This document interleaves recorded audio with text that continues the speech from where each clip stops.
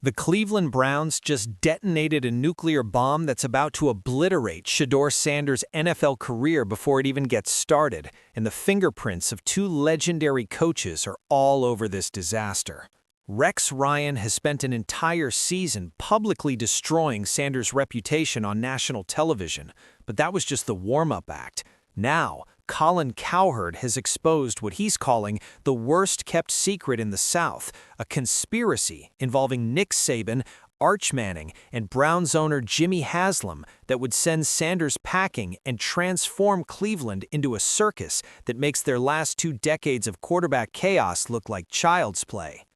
What you're about to hear isn't speculation, it isn't rumor-mongering. This is a full-blown organizational betrayal being orchestrated in plain sight, while Shedeur Sanders sits there wondering if he'll even have a job by training camp.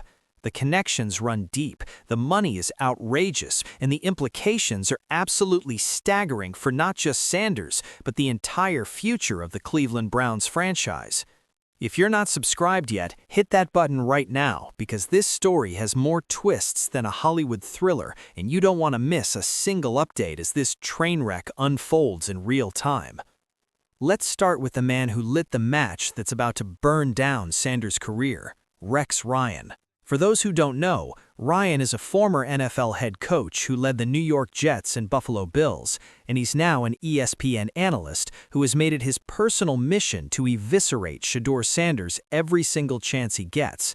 This isn't just analysis, this isn't constructive criticism, this is a sustained, months-long campaign to discredit a rookie quarterback who's already fighting an uphill battle. It started back in September 2025, before Sanders had even taken a meaningful snap in the NFL. Sanders, who was buried as the third-string quarterback behind Joe Flacco and Dillon Gabriel, made a comment to reporters that he believed there were teams in the NFL where he could be starting right now. He said it with his trademark confidence, arms crossed, that Sanders swagger on full display, and Rex Ryan absolutely lost his mind. On ESPN's Get Up, Ryan tore into Sanders with a ferocity that shocked people. He told Sanders to get his backside in the front row and study, to quit running his mouth, to stop being an embarrassment. Ryan said something's missing with this kid, and if he knew Sanders wasn't working hard enough, the whole league knew it too. The clip went viral instantly, and suddenly, Sanders wasn't just a buried rookie quarterback, he was public enemy number 1 in the eyes of one of the most outspoken personalities in football media. But Sanders didn't back down, and that's when things got really interesting. In his next media session after Ryan's rant, Sanders showed up and literally mimed his answers to reporters. They would ask him questions about the depth chart, about competing with Gabriel, and Sanders would move his mouth without making any sound. He'd gesture, emote, perform, but complete silence. According to ESPN's Adam Schefter, the mime routine was a direct response to Rex Ryan's criticism, Sanders' way of saying he wasn't going to give Ryan or anyone else the satisfaction of hearing him defend himself. Some people thought it was brilliant, a creative middle finger to the critics. Others saw it as exactly what Ryan had been talking about, a young player more concerned with being clever than putting his head down and grinding. But one thing was certain, the battle lines had been drawn between Rex Ryan and Shedeur Sanders, and it was about to define Sanders' entire rookie season. Then came November 16th, and Sanders finally got his shot. Dillon Gabriel took a vicious hit against the Baltimore Ravens and entered concussion protocol at halftime, which meant for the first time all season, Shedeur Sanders was going to play meaningful snaps in an NFL game. This was the moment he'd been waiting for since draft night, when he shockingly fell all the way to the 5th round, the chance to prove that every team that passed on him had made a catastrophic mistake. But what happened over those 2 quarters was an absolute nightmare. Sanders completed just 4 of 16 passes for 47 yards, 0 touchdowns, and 1 interception. The Browns, who had been leading for most of the game, fell apart and lost to the Ravens, and after the final whistle, cameras caught Sanders sitting alone on the bench, isolated from his teammates, staring into space with a look of devastation on his face. Rex Ryan saw that image, and he pounced like a predator who just spotted wounded prey. The following Monday on Get Up, Ryan questioned whether Sanders had to get over himself, why he was sitting there by himself instead of being with his teammates. Ryan pointed out that Lamar Jackson, the two-time MVP, had been looking for Sanders after the game to share a moment of respect, and Sanders had missed it because he was too absorbed in his own disappointment. Ryan asked if the problem was Sanders or if it was the Browns' organization that had failed to develop him properly, but either way, it didn't look good. Sanders got another chance the following week against the Las Vegas Raiders, and this time he showed flashes of why people had believed in him. He completed 11 of 20 passes for 209 yards, 1 touchdown, and 1 interception in a 24-10 victory. He hit a deep ball to rookie receiver Isaiah Bond for over 50 yards, showing off that arm talent scouts had raved about coming out of Colorado. After the game, Sanders made another comment that rubbed people the wrong way. He said, "A lot of people want to see me fail, and that ain't gonna happen." Notice the word choice, me, not us.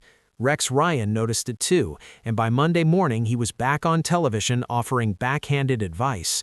Ryan praised Sanders' touch on the deep ball, noted that Sanders had completed 3 passes over 35 yards when the rest of the Browns quarterbacks combined had only completed 1 all season, but then he reminded Sanders about using team-first language. Ryan said, "Every time you win a game, use us and we, and every time you lose, it's me and I, because that's how you build respect in an NFL locker room."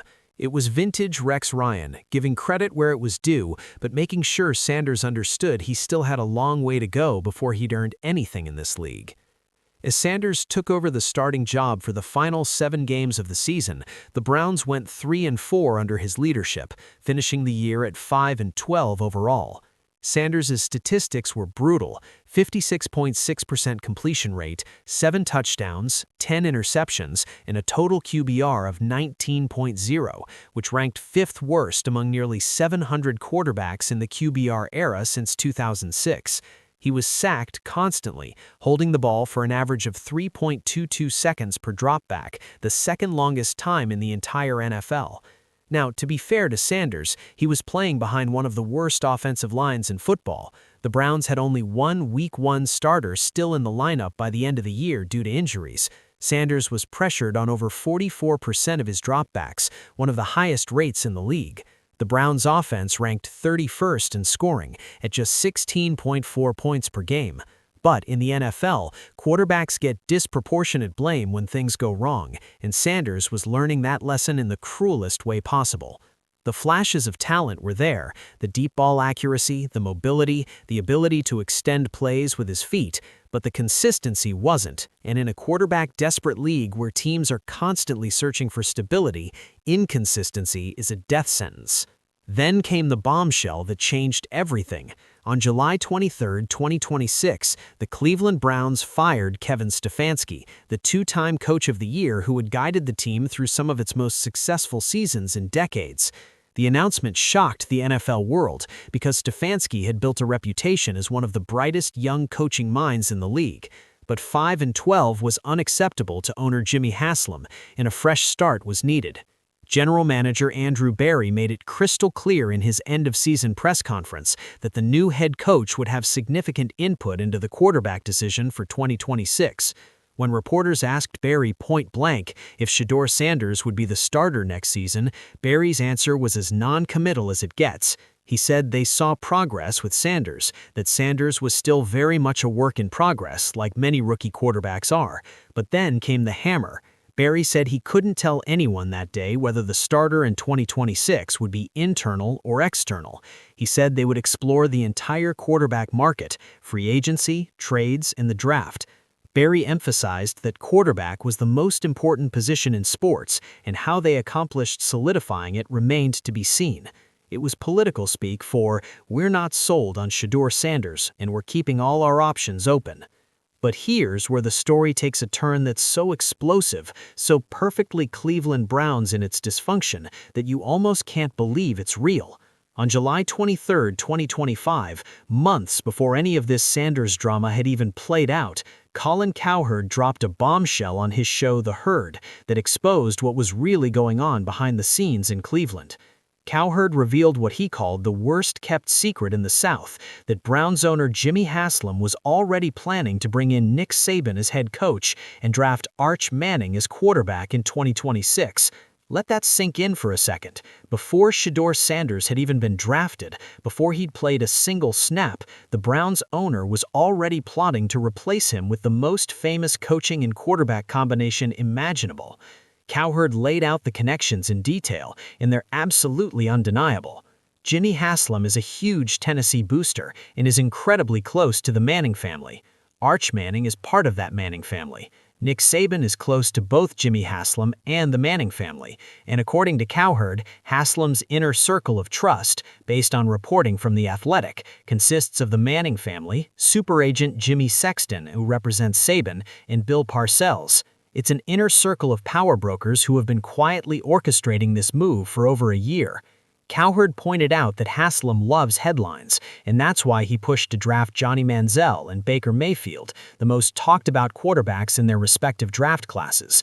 It's why he signed that ridiculous, fully guaranteed $230 million contract for Deshaun Watson, because it would get discussed nationally. And now, according to Cowherd, Haslam is setting the stage for his biggest headline yet, hiring the greatest college football coach of all time to pair with the heir to the most famous quarterback dynasty in NFL history.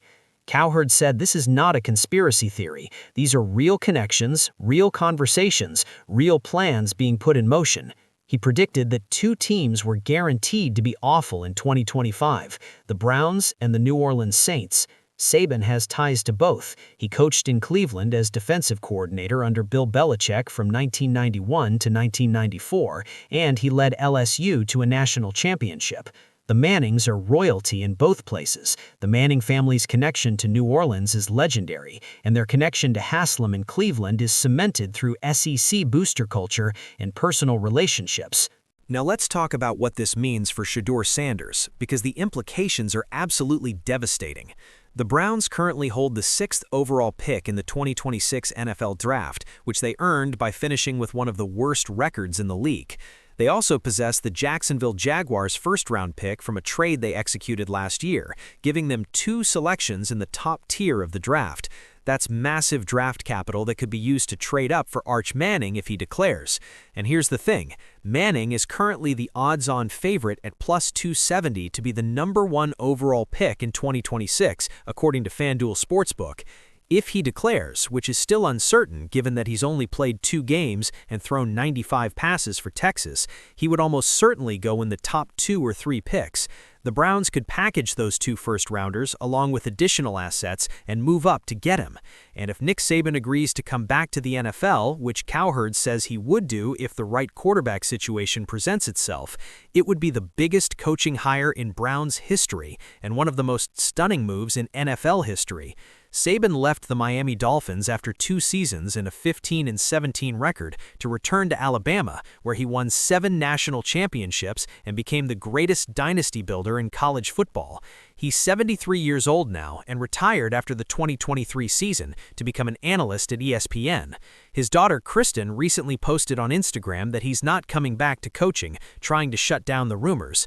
But as Urban Meyer told Cowherd, Saban probably wouldn't return to college football, but he would take calls from NFL teams if the situation was right. Let's be brutally honest about what this means. If the Browns bring in Nick Saban and draft Arch Manning, Shedeur Sanders is done in Cleveland. There's no scenario where Sanders survives that kind of organizational overhaul. He would either be released outright, cutting the team's losses on a 5th-round pick who didn't work out, or he'd be kept as a backup and used as trade bait to another quarterback-desperate team.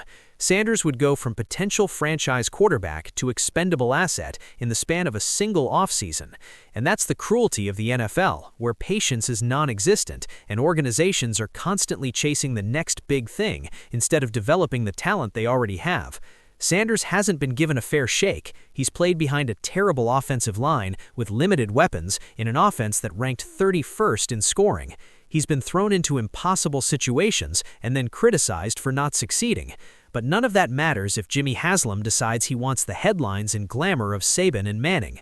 Rex Ryan's role in all of this is fascinating because it's unclear whether he's been working in coordination with this larger plan or if he's just been doing his job as an ESPN analyst. But his sustained criticism of Sanders throughout the season has absolutely contributed to the narrative that Sanders isn't ready, isn't mature enough, doesn't have the team-first mentality required to be a franchise quarterback. Every time Ryan questioned Sanders' work ethic, his body language, his use of selfish language, he was reinforcing the idea that the Browns should move on and find someone else. And whether intentionally or not, Ryan has provided cover for the Browns to make that decision without as much public backlash. After all, if a respected former head coach and defensive guru has been saying all season that Sanders isn't the guy, it makes it easier for the Browns to justify replacing him with Arch Manning. Nick Saban questioning the Browns' direction, though, that's where this gets even more interesting, because Saban hasn't publicly questioned anything. He's been doing his ESPN analyst job, keeping his head down and staying out of coaching rumors. But according to Cowherd's sources, Saban is absolutely in the mix for Cleveland if they can land a top quarterback prospect. The phrase Cowherd used was he would take a phone call from the NFL, which in coaching speak means he's interested but not desperate. He's open to the right opportunity but not jumping at just anything. And the right opportunity would be coaching Arch Manning, a quarterback with Hall of Fame genetics who represents the kind of talent that could make Saban's second NFL stint dramatically different from his first. When Saban coached the Dolphins, he had Dante Culpepper and a roster that wasn't built for success. But with Manning, with the Browns' draft capital and cap space, Saban could build something special. And that's the allure for all parties involved. Haslam gets his headlines, Saban gets his franchise quarterback, Manning gets to play for the greatest coach in football history, and the Browns get a fresh start that wipes away decades of quarterback failure. But let's talk about the timeline here, because that's where this whole plan could fall apart. Arch Manning is not guaranteed to declare for the 2026 NFL Draft. He's only a redshirt sophomore at Texas, with 2 years of eligibility remaining. Both of his uncles, Peyton and Eli Manning, stayed in college for their full eligibility before entering the NFL Draft, because that's the Manning way, gaining as much experience as possible to be fully prepared for the professional level. Arch has made it clear his focus is entirely on Texas's 2025 season, and early indications suggest he might stay in school through 2026 or even 2027. If that happens, the entire Browns plan falls apart. They can't bring in Nick Saban to coach Dylan Gabriel or Deshaun Watson or one of the other quarterback prospects in the 2026 NFL Draft like Fernando Mendoza or Dante Moore. The appeal of hiring Saban is specifically tied to having Arch Manning as the quarterback. Without Manning, there's no Saban, and without Saban, the Browns are right back where they started, searching for both a head coach and a franchise quarterback with no clear answers. And that brings us back to Shedeur Sanders, who finds himself in the absolute worst position imaginable. He's stuck in limbo, not knowing if he'll be the starter in 2026, if he'll even be on the roster, or if the Browns are about to blow everything up and start over with Saban and Manning. Sanders has handled himself with as much dignity as possible given the circumstances. After Stefanski was fired, Sanders praised the coach's impact on his development, talking about how Stefanski had challenged him to improve specific aspects of his game each week. But Sanders also acknowledged that his future isn't in his hands, that he can't control what other people think of him or what decisions the organization will make. When asked if he thought he'd done enough to prove he could be the franchise quarterback, Sanders said he was excited about moving forward and felt prepared after a good learning year. But you could hear the resignation in his voice. He knows the writing is on the wall. The statistical reality is brutal and can't be ignored. Sanders ranked dead last or near the bottom in almost every major category among qualifying quarterbacks in 2025. His 19.0 total QBR was the worst in the NFL. His 68.1 passer rating was the worst. His 56.6% completion percentage was the worst. He threw 10 interceptions, tied for the most in the league despite playing in only 7 games. Those numbers don't lie, and they provide all the ammunition the Browns need if they decide to move on. Yes, Sanders was a rookie playing in a terrible situation with no support. Yes, those contextual factors matter and should be considered when evaluating his performance, but NFL teams don't have the luxury of patience anymore. The pressure to win is so intense, the competition is so fierce, that organizations can't afford to wait 3 or 4 years to see if a young quarterback develops. They need answers now, and Sanders didn't provide enough positive answers to convince the Browns he's worth building around.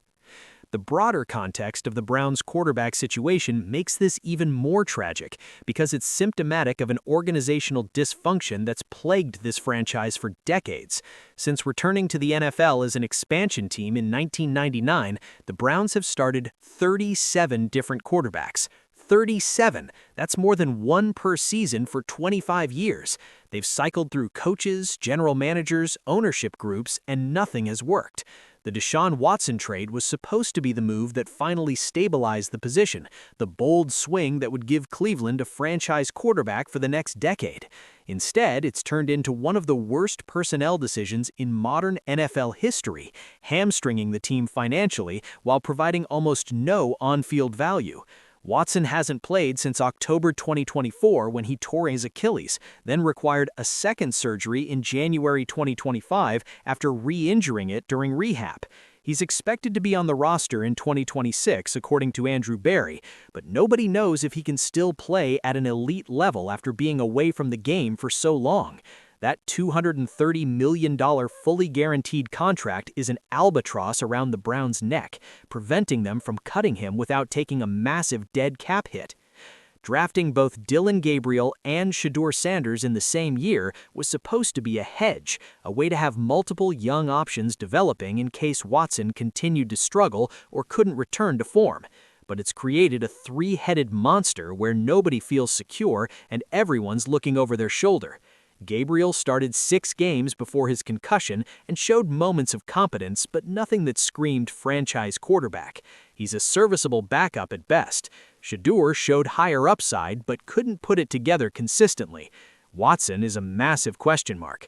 And now, if the Browns go all in on Saban and Manning, it would mean acknowledging that every quarterback decision they've made over the past 2 years has been wrong. That's a brutal admission for any organization to make, but it's especially painful for the Browns because it continues a pattern of failure that's defined them for a generation. Rex Ryan's criticisms of Shedeur Sanders, while harsh, contained kernels of truth that Sanders and the Browns needed to confront. Ryan was right that Sanders needed to use more team-first language, that sitting alone on the bench after a tough loss sent the wrong message to teammates, that the mime routine came off as immature rather than clever. But Ryan was also highlighting a larger issue about whether the Browns had properly set Sanders up for success. Did they give him a real chance to compete in training camp, or was the competition rigged from the start? Did they provide enough protection and weapons to give any quarterback a fighting chance? Did Kevin Stefanski's offense showcase Sanders' strengths or expose his weaknesses? These are questions without easy answers, and they complicate the narrative that Sanders simply wasn't good enough. Maybe he wasn't ready, but maybe Cleveland wasn't ready to develop him properly either. And that's the tragedy of this situation. We'll never know what Sanders could have become in a stable, supportive environment because the Browns don't provide that for anyone. Nick Saban's potential involvement adds another layer of complexity because of his history with the NFL.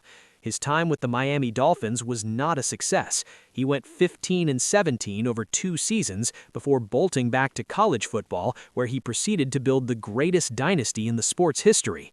Saban has said publicly that his NFL experience taught him he's better suited for the college game, where he has more control over the entire program and can develop players over multiple years. But the allure of coaching Arch Manning might be enough to change his mind, especially at 73 years old when this could be his last chance to prove he can win at the highest level. If Saban comes to Cleveland and fails again, it would tarnish a legacy that's currently untouchable. But if he succeeds, if he turns the Browns into a contender with Manning at quarterback, he'd cement himself as the greatest football coach of all time at any level.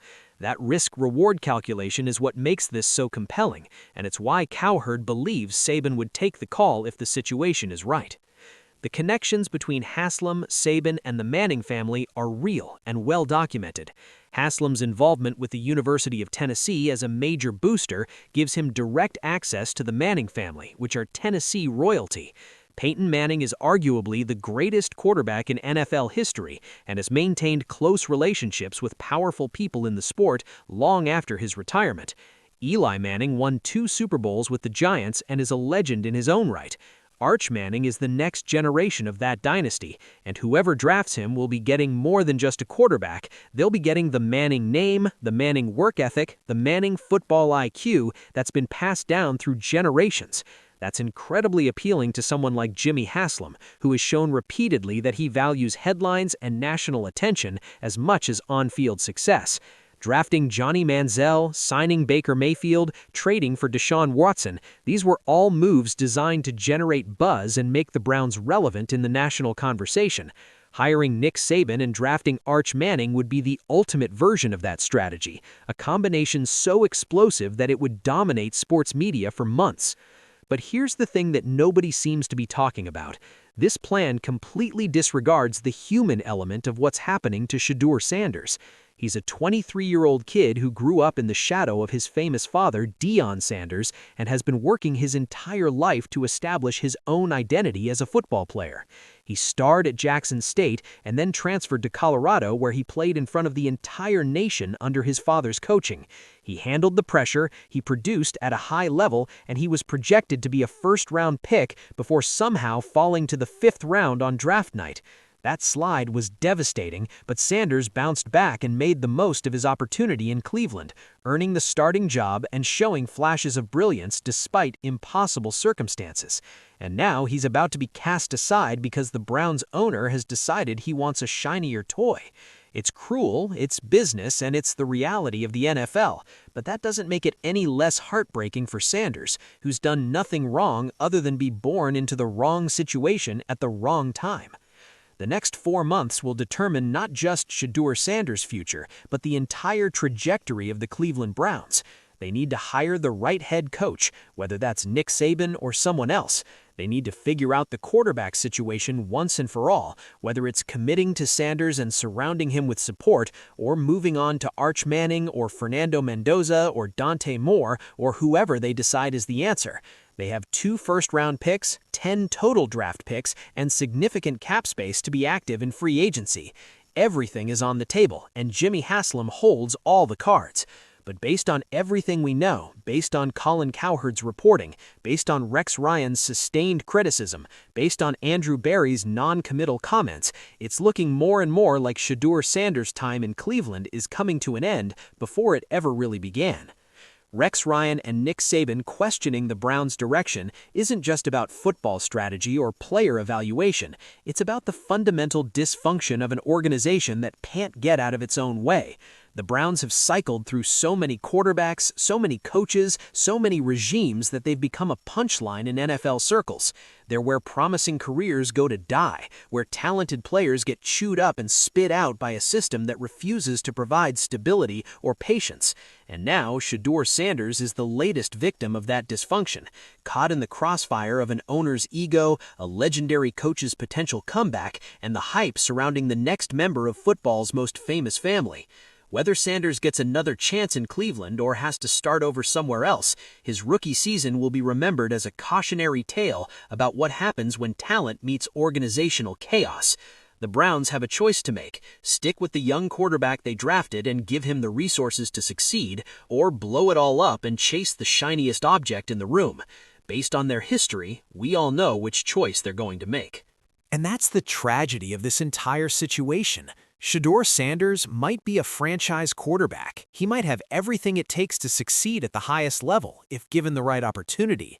But we'll probably never know because the Cleveland Browns are about to do what they always do: panic, overreact, and make the biggest splash possible instead of building something sustainable. Rex Ryan spent an entire season telling everyone that Sanders wasn't ready, and Nick Saban is lurking in the background, ready to swoop in with Arch Manning and take over the franchise. Shedeur Sanders is caught in the middle, a talented young quarterback whose career might be over in Cleveland before it ever really started. The worst-kept secret in the South is about to become the biggest story in the NFL, and when it does, Shedeur Sanders will be the one left behind wondering what could have been. This story is based on reports from Colin Cowherd, Rex Ryan's ESPN commentary, statements from Andrew Berry and Shedeur Sanders, and publicly available information about the Browns' organizational plans. The situation remains fluid as of January 2026, with the Browns' head coaching search ongoing and the 2026 NFL Draft several months away. Arch Manning has not declared for the draft, and Nick Saban has not publicly confirmed any interest in returning to NFL coaching. Information about the Browns' plans and preferences should be considered speculative based on media reports and insider sources.